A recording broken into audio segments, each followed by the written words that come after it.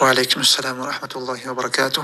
و اما در رابطه با تکبیراتی که در این ایام ذی الحجه هست، بدون شک این از عملهای عظیم و بزرگ است، بلکه از بزرگترین عملهای صالح و بزرگترین از عملهای نیک در این ایام ذی الحجه این تکبیرات است.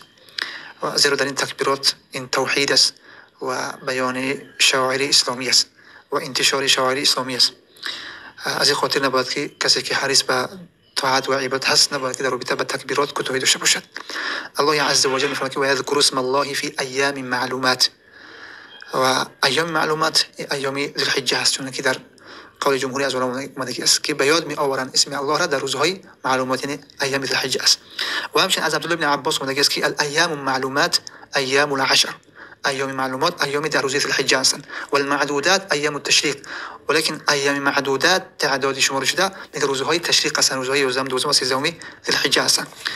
و چون که از عبدالله بن عمر روایت است که از پیامبر اکرم صلی الله علیه و سلم فرمودند که ما من ایام اعظم عند الله ولا احب الیه من العمل فیهن من هذه الایام العشر، یعنی در این روزها نیز روزهایی که نزد الله عز و جل عظیم باشد و بزرگ باشد و محبوبتر باشد عمل در این روزها از این ایام ده روز ذی الحجه دیده.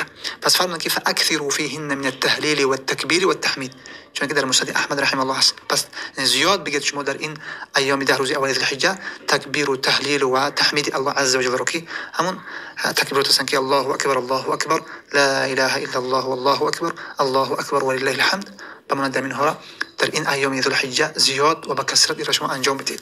و عبدالله بن عمر و ابو هریره در بازار می برآمدند در ایام ده روز اول ذی الحجه با آواز بلند تکبیرات می گفتند و مردم متوجه می کردند، یعنی به این چیز مردم می گفتند و قصد از رفتنشون به بازار برای متوجه کردن مردم بودند و مردم هم تکبیر میگفتند. تکبیراتشون به صورت جماعی نبودند، به صورت جماعتی نبودند، زیرا تکبیر گفتن با آواز به صورت جماعتی بدعت است، اومده که نیست، بلکه اونها را متوجه میکردند و مردم هم تکبیرات میگفتند. و تکبیرات چون که علما ذکر کردن که به دو قسم تقسیم میشه، تکبیراتی هست تکبیرات مطلق و تکبیرات مقید.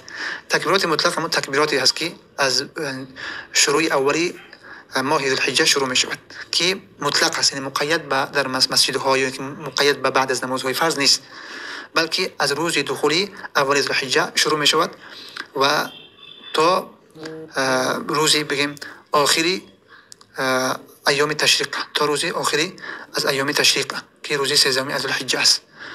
بله.